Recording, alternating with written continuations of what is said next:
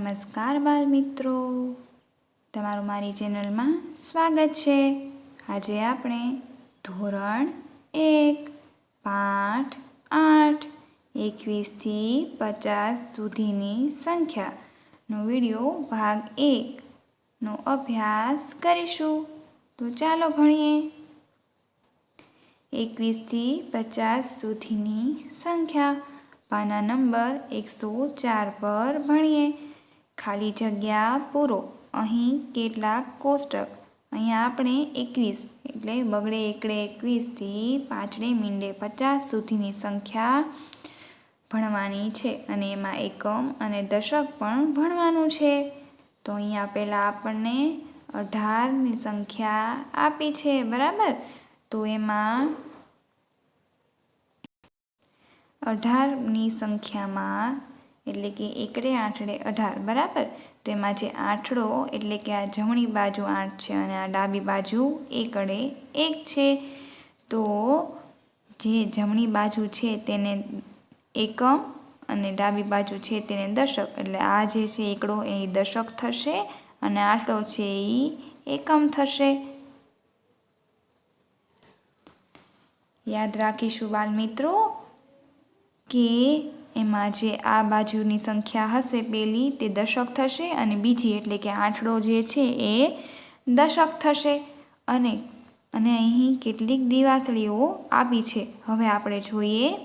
અને જે દિવાસળીને જૂથમાં બાંધેલી છે, જે અહીં આવી રીતે બાંધી છે, તે 10-10ના જૂથ બનાવીને દિવાસળી બાંધેલી છે। એટલે કોઈ પણ જૂથ હશે તેને આપણે 10 દિવાસળી તરીકે ગણીશું અને આપણે તેને 10 દિવાસળી તરીકે ગણતરીમાં લઈશું અને ઉપરથી જેટલી છૂટી દિવાસળી છે તેની ગણતરી કરશું, એટલે એ આપણો એકમ થશે। અને 10 દિવાસળી છે જે બધી જૂથમાં બાંધેલી તેને આપણે દશક તરીકે ગણીશું। તો હવે અહીં તો ગણતરી કરીને આપેલી જ છે કે આ 10 દિવાસળીનું એક જૂથ એટલે 10 અને 10 ગણ્યા પછી આપણે આગળથી ગણતરી કરવાનું શરૂ કરીશું। પછી ગણીએ 11, 12, 13, 14, 15, 16, 17 અને 18। બીજી 8 છૂટી દિવાસળી છે એટલે 10 ને 8 કેટલા થશે બાળ મિત્રો? 18 થશે, બરાબર। હવે એ જ રીતે અહીં પણ બીજું ખાલી ખાનું આપ્યું છે, ત્યાં આપણે ખાલી જગ્યા પૂરવાની છે। આ 10 દિવાસળીનું એક જૂથ અને પછી 1, 2, 3, 4 અને 5 5 બીજી છૂટી દિવાસળી, અહીંયા 5 બીજી છૂટી દિવાસળી અને 10 દિવાસળીનું એક જૂથ એટલે અહીંયા ખાનામાં આવશે 15। કેટલી દિવાસળીઓ થઈ બાળ મિત્રો? 15 થઈ। હવે એ જ રીતે એની નીચે પણ આપ્યું છે, એક દિવાસળીનું જૂથ આપ્યું છે અને બીજી છૂટી છે। જો દિવાસળીના જૂથમાં મેં તમને શું કીધું હતું કે કેટલી દિવાસળીનું જૂથ હોય? ખૂબ સરસ, 10 દિવાસળીનું જ જૂથ હોય। તો આ પણ કેટલી દિવાસળી થઈ ગઈ? આ 10 દિવાસળી છે। હવે બીજી આપણે છૂટી દિવાસળી ગણીશું, તો એ કેટલી છે? 1, 2, 3, 4, 5 અને 6 6 દિવાસળી થઈ। તો આ 10 10ની અંદર બીજા 6 નાખીએ, બરાબર। તો અહીંયા પેલા દશકનો એકડો અને એકમનો છગડો, 10 ને 6 કેટલા થયો બાળ મિત્રો? 16 થઈ। તો એ દિવાસળી કેટલી છે? 16 દિવાસળી છે। હવે બાળ મિત્રો નીચે જોઈએ, ત્યાં છે સંખ્યા લખો, બરાબર। આપણે ગણતરી કરીને સંખ્યા લખવાની છે। દશકના સ્થાને એક જૂથ આપ્યું છે દિવાસળીનું, તો જૂથ કેટલા દિવાસળીનું હોય બાળ મિત્રો? 10 જ હોય। આ જૂથમાં 10 જ દિવાસળી હોય। આપણે છૂટી દિવાસળી ગણવા પડે, તો 1, 2, 3 અને 4 કેટલી દિવાસળી આપણે ગણી? 4।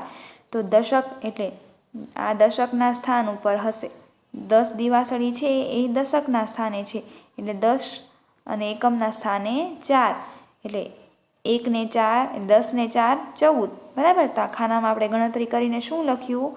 14 લખ્યું। હવે આ જે જમણી બાજુનો અંક છે એ એકમ થશે એટલે અહીંયા લખીશું અને ડાબી બાજુનો અંક છે એ દશક થશે એટલે તેને અહીં લખીશું દશકના ખાનામાં। હવે એવી રીતે અહીં બીજા ખાનામાં જોઈએ.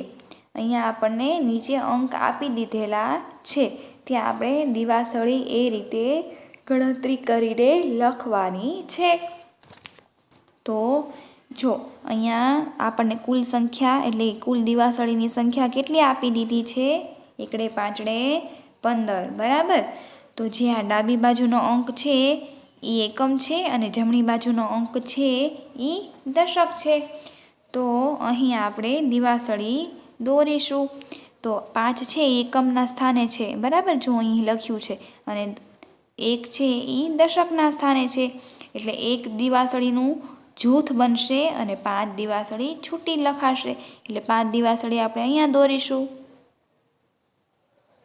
તમારે પણ અહીં 5 દિવાસળી આ રીતે છૂટી દોરવાની છે અને 10 10નું આ રીતે જૂથ દોરવાનું છે, બરાબર. આમ બાંધી દેવાનું પછી એને એટલે આ 10 દિવાસળીનું એક જૂથ અને 5 દિવાસળી છૂટી.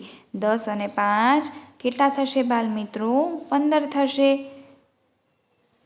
હવે જોઈએ આ ખાનામાં આપેલી સંખ્યા, બરાબર. અહીં આપણને દિવાસળીઓ આપી છે પણ એકમ અને દશકમાં સંખ્યા લખેલી આપી નથી. તો હવે આપણે તે શોધીશું. તો જુઓ બાલ મિત્રો, અહીં દશકના સ્થાને 10 દિવાસળીનું એક જૂથ આપ્યું છે અને છૂટી 2 દિવાસળી આપેલી છે અહીં, અને 2 દિવાસળી આપેલી છે.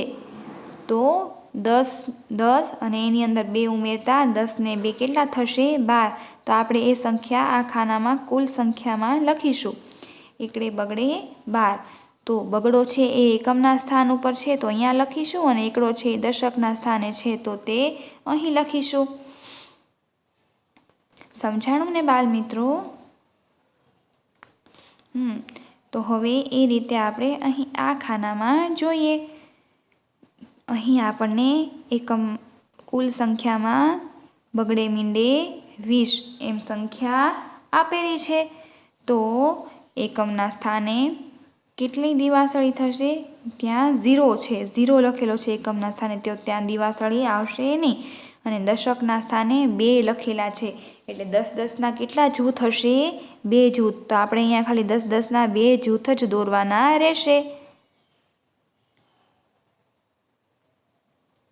બરાબર. 10 10ના 2 જૂથ જ દોરવાના રહેશે. એકમના સ્થાને કાંઈ છે નહીં એટલે ત્યાં દિવાસળી દોરવાની હશે નહીં, કેમ કે ત્યાં શું છે? 0 આપેલો છે. હવે જોઈએ આ બાજુનું બોક્સ ખાનામાં શું આપેલું છે કે ત્યાં દિવાસળી દોરેલી આપી છે અને દશક અને એકમમાં સંખ્યા આપેલી નથી. તે આપણે જાતે ગણતરી કરીને લખવાનું છે. તો જોઈએ, દશકના સ્થાને 10 દિવાસળીનું એક જૂથ આપ્યું છે અને બાકીની દિવાસળી છૂટી આપી છે.